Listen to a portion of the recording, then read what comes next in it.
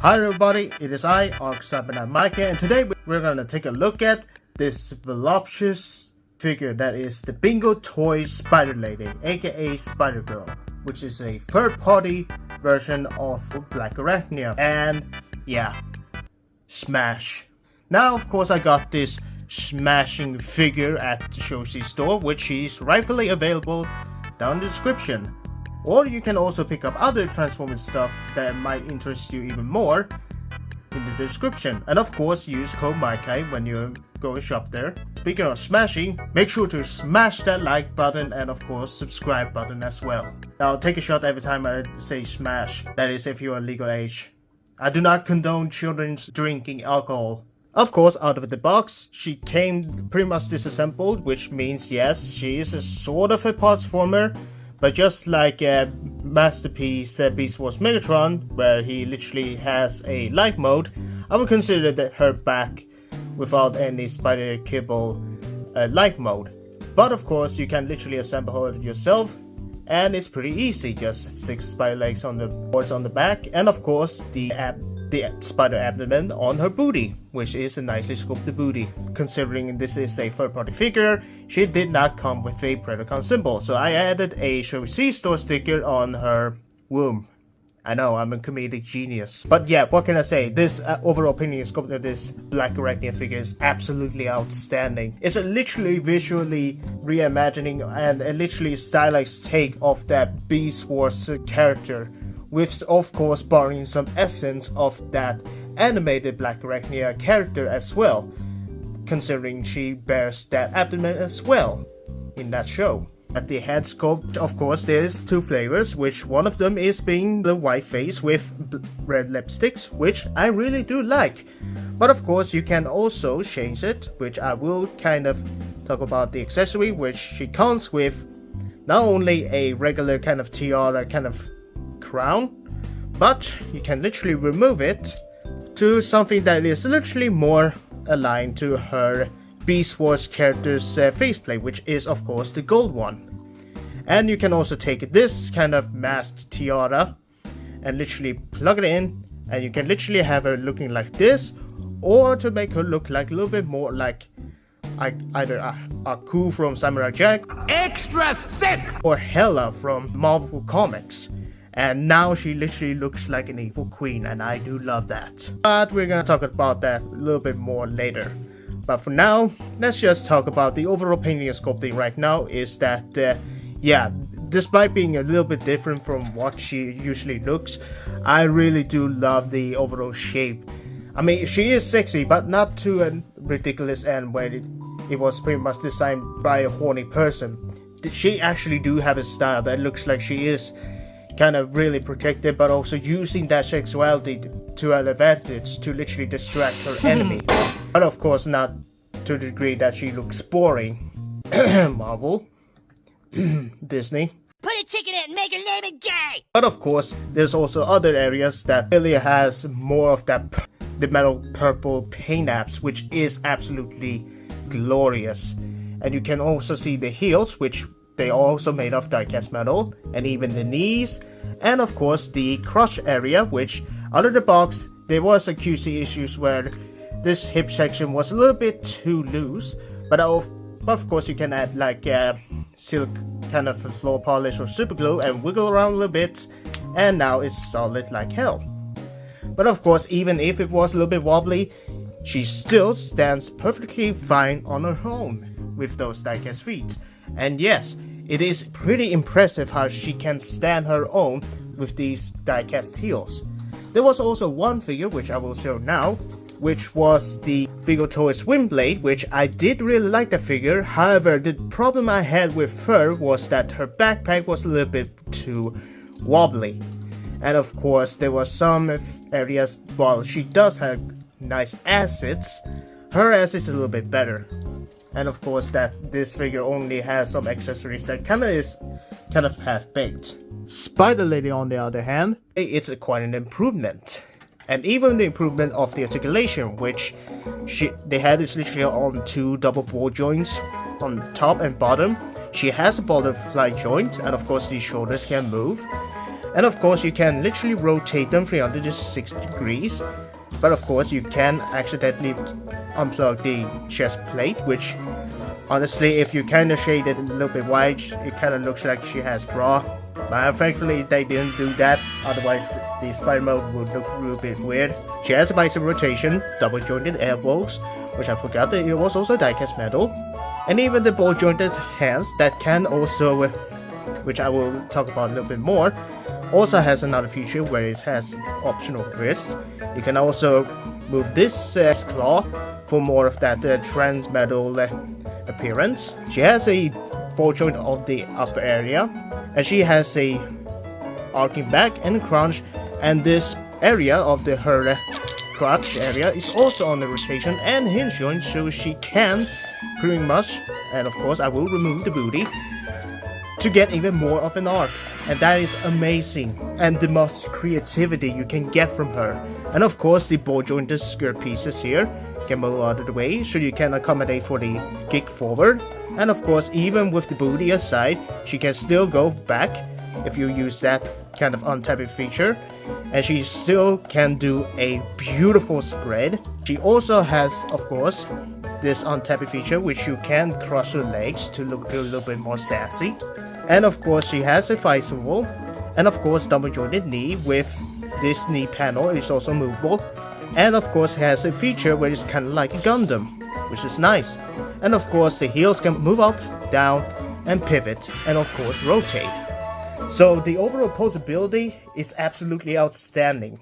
You can get so much creativity with this one, and you can also use this kind of abdomen to split apart to become even a back piece for her back, and you can literally pose her whatever you want.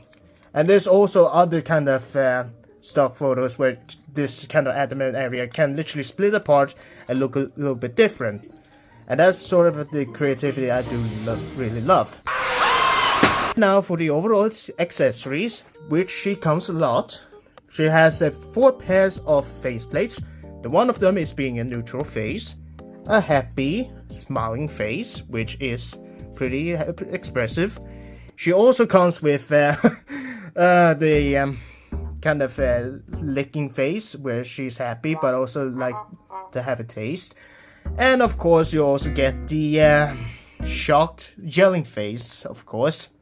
What, you thought it was gonna be something inappropriate? You degenerates. It's also known as the giving head. What is my life? Of course I forgot to mention about the stand, which it comes separately, which it is better than the translucent purple one that Wind Girl literally came with, but it's still the same stand and it is still kind of crap. Can literally separate, and you can literally do your own stuff with this stand, but it is one of those stands that kind of is an afterthought, and it only works with another mode, which only works in the other alt mode, and not just the standard figurine mode in the robot mode, because this stand, while neat in concept, has a poor execution. That's all I'm gonna say. Aside from the optional close fist, you get a pair of grabby hands, which you can hold both of these swords, and of course the gun, which is wonderfully sculpted, and I do love the gun. She also comes with open hands, which are very expressive. You also get a pair of cupping hands, which are meant to literally give her heartfelt expression, which is absolutely lovely. I was supposed to do this in Valentine's Day, but I missed out, so sorry about that. For size comparison, here we have her next to Godzilla 2019, powered up Optimus Prime.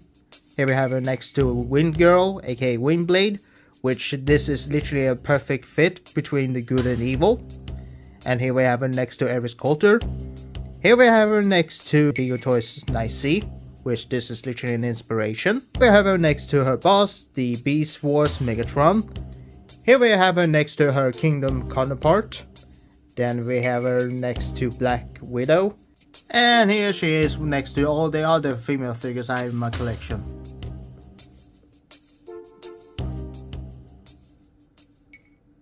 We must stay focused, my brothers. Boobies. And of course, here we have her next to Doomslayer. And of course, Optimus Prime and Wade Jam Fund Leader. So yeah, she's a really decent size. And of course, she fits perfectly well with her Masterpiece counterparts.